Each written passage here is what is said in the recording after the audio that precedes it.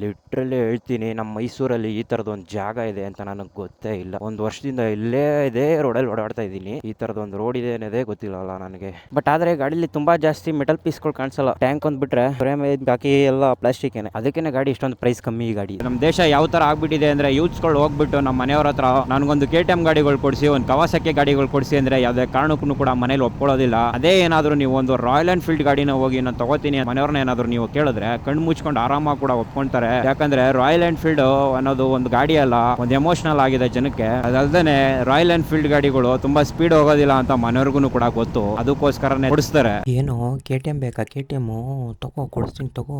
KTM ಬೇಕೇನೋ? KTM ನಿನಗೆ ಒಂದು royal Enfield ಅಲ್ಲಿ ಒಂದು ಕಮ್ಮಿ ಬಜೆಟ್ ಅಲ್ಲಿ ಒಂದು ಗಾಡಿ ಬೇಕು, ಪವರ್ ಕೂಡ ಅಷ್ಟಕ್ಕಷ್ಟೇ ಇರಬೇಕು, ಪಿಕಪ್ ಕೂಡ ಅಷ್ಟಕ್ಕಷ್ಟೇ ಇರಬೇಕು ಅನ್ನೋರ್ಗೆ ಈ ಗಾಡಿ ಬೆಸ್ಟ್ ಗಾಡಿ ಅಂತಾನೆ ಕೂಡ ಹೇಳ್ಬೋದು. ಎಲ್ಲ ನೀವು ಕಟ್ಟಿದ ಹೆಸರು, ಎಲ್ಲ ನೀವು ಕೊಟ್ಟ ಆಸ್ತಿ, ಎಲ್ಲ ನೀವು ಕೊಟ್ಟಂತ ಕರುಣೆ. ಈ ಕೈ ಕರ್ನಾಟಕದ ಆಸ್ತಿ. ಮುಷ್ಟಿ ಮಾಡಿ ಹೊಡೆದ್ರೆ ಮತ್ತೆ ಎದ್ದು ಬಂದಿದ್ದು ಚರಿತ್ರೆ. ಸಾಂಗ್ಯ ಯಾರಾದ್ರೂ ತಪ್ಪು ಮಾಡಿ ಕಂಡ್ರೆ ಶಿಕ್ಷೆ ಕೊಡಂತ ಗಂಡಸು ಕಣ ನಾನು.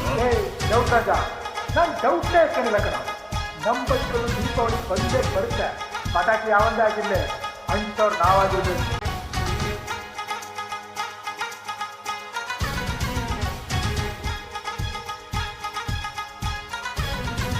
ಹಲೋ ಗಾಯ್ಸ್, ಎಲ್ರಿಗೂ ನಮಸ್ಕಾರ. ಎಲ್ಲರೂ ಹೇಗಿದ್ದೀರಾ? ಐ ಹೋಪ್ ಎಲ್ಲರೂ ಕೂಡ ಚೆನ್ನಾಗಿದ್ದೀರಾ ಅಂತ ಅನ್ಕೊಂಡಿದ್ದೀನಿ. ನಾನು ನಿಮ್ಮ ಪ್ರಶು ಕನ್ನಡಿಗ. ಇವತ್ತು ನಮ್ಮ ಮುಂದೆ ಇದೆ the royal Enfield hunter 350 guys. ನನ್ನ ಚಾನಲ್ ಅಲ್ಲಿ ಫಸ್ಟ್ ರಾಯಲ್ ಎನ್ಫೀಲ್ಡ್ ನ ರಿವ್ಯೂ ಮಾಡ್ತಾ ಇದ್ದೀನಿ. ಬನ್ನಿ, ಇನ್ನೇನು ತಡ ಮಾಡೋದು, ಬನ್ನಿ ಈ ಗಾಡಿನ ಕಂಪ್ಲೀಟ್ ಆಗಿ ರಿವ್ಯೂ ಮಾಡೋಣ, ಕಂಪ್ಲೀಟ್ ಆಗಿ ಎಕ್ಸ್ಪೀರಿಯನ್ಸ್ ಮಾಡೋಣ ನಿಮ್ಗೆ. ಯಾಕಂದ್ರೆ ಈಗ ಒಂದು ಲಾಂಗ್ ರೈಡ್ ತಗೊಂಡು ಹೋಗ್ತಾ ಇದ್ದೀನಿ ಗಾಡಿನ, ಅದಕ್ಕೋಸ್ಕರ. ಇನ್ನು ಆ ಗಾಡಿ ಫ್ರಂಟ್ ಇಂದ ನೋಡೋದಾದ್ರೆ ನಿಮ್ಗೆ ಇಲ್ಲೊಂದು ಹಾಲೋಜನ್ ಹೆಡ್ ಲ್ಯಾಂಪ್ ಸಿಗ್ತಾ ಇದೆ, ಹಾಲೋಜನ್ ಇಂಡಿಕೇಟರ್ ಸಿಗ್ತಾ ಇದೆ. ಇಲ್ಲಿ LED ಸೆಟಪ್ ಯಾವುದು ಸಿಗೋದಿಲ್ಲ ಈಗ ಆಕ್ಚುಲಿ ಹೇಳ್ಬೇಕಂದ್ರೆ ಈ ಗಾಡಿಲಿ. ಇನ್ನು ಈ ಗಾಡಿ ರೇರ್ ನೋಡೋದಾದ್ರೆ ರೇರು ಒಂದು ಒಳ್ಳೆ ರೌಂಡ್ ಟೈಪ್ ಟೈಲ್ ಲ್ಯಾಂಪ್ ಕೂಡ ಕೊಟ್ಟಿದ್ದಾನೆ, ಹಾಲೋಜನ್ ಇಂಡಿಕೇಟರ್ಸ್ ಇದೆ. ಟೈಲ್ ಲ್ಯಾಂಪ್ ಮಾತ್ರ ನಮಗೆ LED ಸಿಗ್ತಾ ಇರುವಂತದ್ದು, ಇನ್ನೆಲ್ಲ ಹಾಲೋಜನ್. ಎಲ್ಲಾ ಕಂಪನಿ ಗಾಡಿಗಳು ಕೂಡ LED ಮೇಲೆ ಸ್ವಿಚ್ ಆಗ್ತಾ ಇದ್ರೆ ರಾಯಲ್ ಎನ್ಫೀಲ್ಡರು ಇನ್ನೂ ಹಾಲೋಜನ್ ಮೇಲೆ ಇದಾರೆ ಅಂದ್ರೆ ಮೆಚ್ಚಬೇಕು ರಾಯಲ್ ಎನ್ಫೀಲ್ಡ್ ನ. ಇನ್ನು ಗಾಡಿ ಸಸ್ಪೆನ್ಷನ್ ನೋಡ್ಕೊಳ್ಳೋದಾದ್ರೆ ನಮಗೆ ಫ್ರಂಟ್ ಟೆಲಿಸ್ಕೋಪಿಕ್ ಸಸ್ಪೆನ್ಷನ್ ನ ಕೊಡ್ತಾ ಇದ್ದಾನೆ, ಫುಲ್ ಕವರ್ ಮಾಡಿದ್ದಾನೆ, ಯಾವ್ದೋ ಡಸ್ಟ್ ಕೂಡ ಹೋಗಬಾರ್ದು ಅಂತ. ರೇರ್ ಬಂದು ನಮಗೆ ಸ್ಪ್ರಿಂಗ್ ವಿತ್ ಹೈಡ್ರಾಲಿಕ್ ಸಸ್ಪೆನ್ಷನ್ ನ ಕೊಡ್ತಾ ಇರುವಂತದ್ದು, ಡ್ಯುಯಲ್ ಸೈಡ್ ಸಸ್ಪೆನ್ಷನ್ ಇದು, ಯಾವುದೇ ಮೋನೋಶಾಕ್ ಸಸ್ಪೆನ್ಷನ್ ಅಂತೂ ಬರೋದಿಲ್ಲ ಈ ಗಾಡಿಲಿ. ಇನ್ನ ಸಸ್ಪೆನ್ಷನ್ ಮಾತ್ರ ರೋಡ್ ಮಾಡಿದ್ದಾರೆ ಈ ಗಾಡಿ. ಸಸ್ಪೆನ್ಷನ್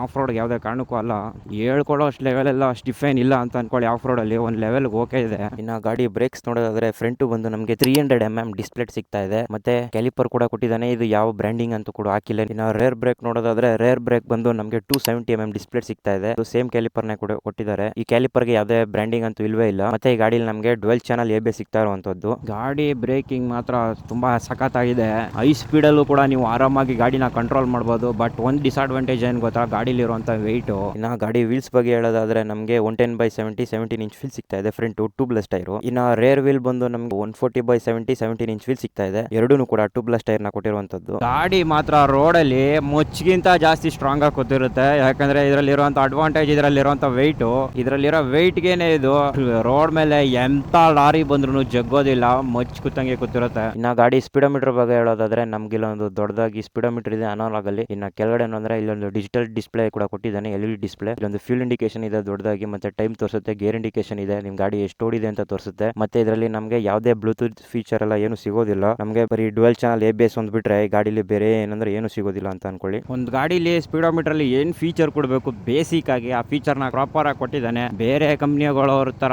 ಬ್ಲೂಟೂತ್ ಅಂತೆ ಅದಂತೆ ಇದಂತೆ ಏನು ಕೊಟ್ಟಿಲ್ಲ. ಆಕ್ಚುಲಿ ನಾನ್ ನೋಡ್ದಂಗೆ ಜನಗಳು ಯಾವ ಬ್ಲೂಟೂತ್ ಯೂಸ್ ಮಾಡಲ್ಲ, ಏನು ಯೂಸ್ ಮಾಡಲ್ಲ. ಟೂರಿಂಗ್ ಪರ್ಪಸ್ ಯೂಸ್ ತಗೊಂಡಿರೋರು ಕೂಡ ಅಷ್ಟೇನೆ. ಆಕ್ಚುಲಿ ಹೇಳ್ಬೇಕಂದ್ರೆ ಅವ್ರದೇ ಆದಂತ ಒಂದು ಮೊಬೈಲ್ ಹೋಲ್ಡರ್ ಇರುತ್ತೆ, ಅದನ್ನೇ ಹಾಕೊಳ್ತಾರೆ. ಗಾಡಿಲಿ ಅಂತ ಟರ್ನ್ ಬೈ ಟರ್ನ್ ನ್ಯಾವಿಗೇಷನ್ ಇದ್ರೂ ಅವರು ಗಾಡಿಲಿ ಇರುವಂತ ಸ್ಪೀಡೋಮೀಟರ್ ನ ಟೆಸ್ಟ್ ಮಾಡೋದಕ್ಕೆ ಹೋಗೋದಿಲ್ಲ. ನಾನು ಆಕ್ಚುಲಿ ತುಂಬಾ ಜನ ನೋಡಿದೀನಿ. ನಾ ಗಾಡಿ ಇಂಜಿನ್ ಬಗ್ಗೆ ಹೇಳೋದಾದ್ರೆ ನಮಗೆ 349cc single cylinder air cooled engine ಸಿಗ್ತಾ ಇರುವಂತದ್ದು.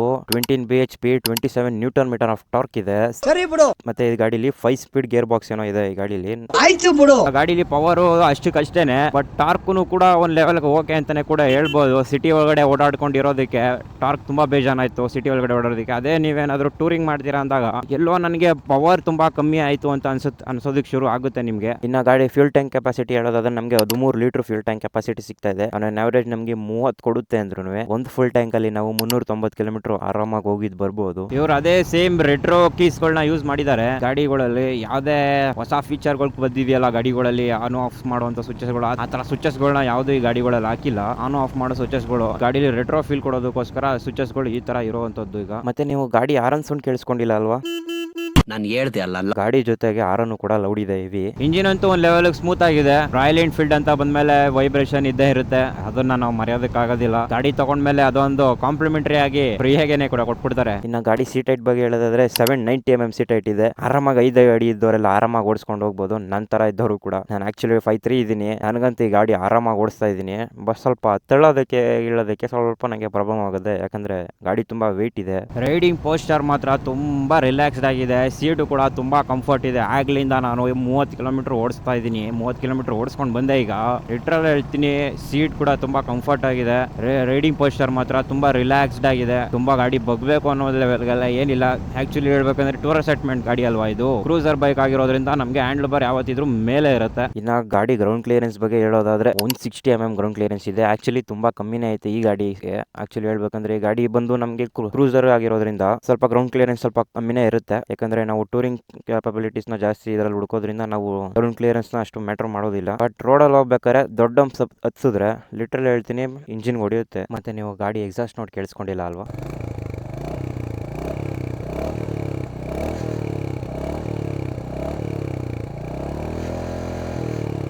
ಗಾಡಿ ಜೊತೆಗೆ ಸೌಂಡ್ ಕೂಡ ತುಂಬಾ ಲೌಡ್ ಇದೆ. ಓಡಿಸ್ಬೇಕಾದ್ರೆ ಕೇಳಿಸುತ್ತೆ ಸಾಕು. ನನ್ನ ಪ್ರಕಾರ ಆಕ್ಚುಲಿ ರಾಯಲ್ ಎನ್ಫೀಲ್ಡ್ ಅಲ್ಲಿ ಇರುವಂತ ತುಂಬಾ ಕಮ್ಮಿ ವೇಟ್ ಇರುವಂತ ಗಾಡಿ ಅಂದ್ರೆ ಇದೇ ಇರ್ಬೋದು ಅಂತ ಅನ್ಸುತ್ತೆ. ಬೇರೆ ಗಾಡಿಗಳೆಲ್ಲ 190 ಮೇಲ್ಗಡೆ ವೇಟ್ ಇದೆ.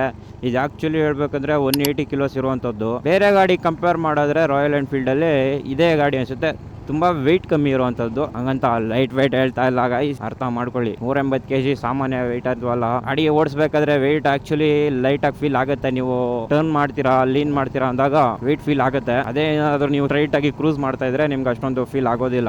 ಈ ಗಾಡಿನ ತೊಳೋದು ಅಂದ್ರೆ ದೊಡ್ಡ ಸಾಹಸ ಇದ್ದಂಗೆ. ಹೆಂಗ್ ಹಿಡ್ಕೊಂಡು ತೊಳೆದ್ರು ಬರ್ತಾ ಇಲ್ಲ, ಜಲ್ಲಿ ಬೇರೆ ಇಲ್ಲಿ ಜಾರತೈತೆ ಬಡ್ಡಿ ಮಗಂದು. ಲೈಟ್ ವೆಯ್ಟ್ ಅಂತ ಇದೆ, ಒಂದ್ ಲೆವೆಲ್ ವೆಯ್ಟ್ ಇದೆ. ಬಟ್ ಆದ್ರೆ ಗಾಡಿಲಿ ತುಂಬಾ ಜಾಸ್ತಿ ಮೆಟಲ್ ಪೀಸ್ಗಳು ಕಾಣಿಸಲ್ಲ. ಟ್ಯಾಂಕ್ ಒಂದ್ ಬಿಟ್ರೆ ಫ್ರೇಮ್ ಬಾಕಿ ಎಲ್ಲ ಪ್ಲಾಸ್ಟಿಕ್ ಏನೆ. ಅದಕ್ಕೆ ಗಾಡಿ ಇಷ್ಟೊಂದು ಪ್ರೈಸ್ ಕಮ್ಮಿ ಈ ಗಾಡಿ. ಇದರಲ್ಲಿರುವಂತ ಸ್ಪೀಡೋಮೀಟರ್ ಅಲ್ಲಿ 160 ಟಾಪ್ ಸ್ಪೀಡ್ ತೋರಿಸ್ತಾ ಇದೆ. ಬಟ್ ಇದು ಮುಖರ್ಕೊಂಡು ಹೊಡೆದ್ರೆ 110 ಕೂಡ ರೀಚ್ ಆಗೋದು ಡೌಟು. ನೋಡು, ನಿನ್ನ ಗಂಗಾ ನಾಗವಲ್ಲಿ ಆಗಿರೋದನ್ನು ಇಷ್ಟು ಹೇಳಕ್ ಇಷ್ಟಪಡ್ತೀನಿ. ಓಕೆ ಫ್ರೆಂಡ್, ಬಾಯ್. ಇನ್ನು ಗಾಡಿ ಸರ್ವಿಸ್ ಕಾಸ್ಟ್ ಅಂತ ಬಂದಾಗ ಅರೌಂಡ್ ಆರಾಮಾಗಿ ನಿಮಗೆ 3,000 ಅಂತೂ ಆಗೇ ಆಗುತ್ತೆ. ಅದರಲ್ಲೂ ನೀವು ಎಸ್ಪೆಷಲಿ ಶೋರೂಮ್ ಅಲ್ಲಿ ಬಿಡ್ತೀರಾ ಅಂದ್ರೆ ಇನ್ನೂ ಜಾಸ್ತಿ ಆಗುತ್ತೆ. ಯಾಕಂದ್ರೆ ಇರೋ ಪ್ರಾಬ್ಲಮ್ ಸಾಲ್ವ್ ಮಾಡ್ಕೊಡ್ತಾರೋ ಇಲ್ವೋ ಗೊತ್ತಿಲ್ಲ. ಅದ್ರ ಜೊತೆಗೆ ಇನ್ನೊಂದೆರಡು ಎಕ್ಸ್ಟ್ರಾ ಪ್ರಾಬ್ಲಮ್ ಹಾಕ್ಬಿಟ್ಟು ಕಳಿಸಿರ್ತಾರೆ, ನಿಮ್ಗೆ ಗೊತ್ತಾಗಿರೋದಿಲ್ಲ. ಆ ತರ ಸರ್ವಿಸ್ ಇದೆ ರಾಯಲ್ ಎನ್ಫೀಲ್ಡ್ ಅಲ್ಲಿ. ಇದು ನನ್ನ ಒಬ್ಬನ ಒಪಿನಿಯನ್ ಹೇಳ್ತಾ ಇಲ್ಲ, ಓನರ್ ಒಪಿನಿಯನ್ ಕೂಡ ಮತ್ತೆ ತುಂಬಾ ಜನದ ಒಪಿನಿಯನ್ ಕೂಡ ಇದೇನೆ. ಇನ್ನೇ ಗಾಡಿ ಆನ್ ರೋಡ್ ಪ್ರೈಸ್ ಬಗ್ಗೆ ಹೇಳೋದಾದ್ರೆ ನಮ್ಗೆ 2,33,000 ಬೀಳ್ತಾ ಇದೆ ಆನ್ ರೋಡ್.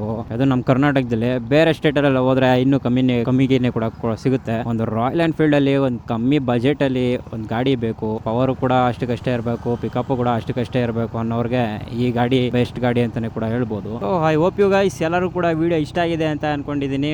ಲೈಕ್ ಮಾಡಿ, ಶೇರ್ ಮಾಡಿ, ಸಬ್ಸ್ಕ್ರೈಬ್ ಮಾಡಿ ಅಂತ ಹೇಳ್ತಾ right safe and be safe guys and ಪಿ. ನಾವು ನಿಮಗೆ ಸಿಗೋಣ ಮುಂದಿನ ವಿಡಿಯೋದಲ್ಲಿ. Until then stay tune, take care, bye. ಏನೇ ಸಮಾಚಾರ? ಹೇಳಪ್ಪ, ಚೆನ್ನಾಗಿ ಬಂದಿದೆ. ಎಷ್ಟು ದಿನ ಆಯ್ತು? 2 ವರ್ಷ ಆಯ್ತಾ? ಆಗಿರ್ಬೇಕು. ಕ್ಯಾಮ್ರಾ ಬ್ಯಾಟ್ರಿ ಬಸ್ರಿ ಹೊಟ್ಟೆ ಊದ್ಕೊಂಡೈತೆ ಆಲ್ರೆಡಿ. ಸೊ ಕ್ಯಾಮ್ರಾನೇ ಯೂಸ್ ಮಾಡಿಲ್ಲ ನಾನು, ಆಲ್ರೆಡಿ ಈ ಥರ ಊದ್ಕೊಂಡೈತೆ ಇದು. ಆ್ಯಕ್ಚುಲಿ ನಾನು ಎಕ್ಸ್ಟ್ರಾ ತೊಗೊಂಡಿದ್ದು, ನಾನು ಕ್ಯಾಮ್ರಾ ಜೊತೆ ಸಿಂಗಲ್ ಒಂದೇ ಸಿಕ್ಕಿದ್ದು. ಎಕ್ಸ್ಟ್ರಾ ಬ್ಯಾಟ್ರಿನೇ ಊದ್ಕೊಂಡೈತೆ ಆಲ್ರೆಡಿ. ಯಪ್ಪ, ಲಿಟ್ರಲಿ ಹೇಳ್ತೀನಿ, ಪ್ಲೇಸ್ ಮಾತ್ರ ಕ್ರೇಜಿ ಆಗಿದೆ. ಲಾಸ್ಟ್ ಟೈಮ್ ಡ್ಯೂ ಕಿತ್ಕೊ ಬಂದಾಗಲೂ ಇಲ್ಲಿಗೆ ಬಂದಿದ್ದು, ಅವಾಗ ಹೇಳಿರಲಿಲ್ಲ ನಿಮಗೆ ಪ್ಲೇಸು. ಈಗಲೂ ಕೂಡ ನಾನು ನಿಮ್ಗೆ ಹೇಳಲ್ಲ, ಯಾಕಂದರೆ ಜನ ಬಂದು ಜಾಗ ಹಾಳು ಮಾಡೋರೇ ಜಾಸ್ತಿ ಆಗಿದ್ದೀರಾ. ಅದಕ್ಕೋಸ್ಕರ ನಾನು ಈ ಜಾಗನ ಹೇಳೋದಕ್ಕೆ ಹೋಗೋದಿಲ್ಲ. ಈ ಜಾಗನ ಹುಡುಕಿರೋರು ಕೆಲವು ವೀಡಿಯೋಸ್ಗಳು ಇದಾವೆ. ಆ್ಯಕ್ಚುಲಿ ಇದು ಹೇಳ್ಬೇಕಂದ್ರೆ ಮೈಸೂರಲ್ಲೇ ಇರೋದು ಅಷ್ಟೇ ಅಪ್ಪ, ಬೇರೆ ಏನಿಲ್ಲ.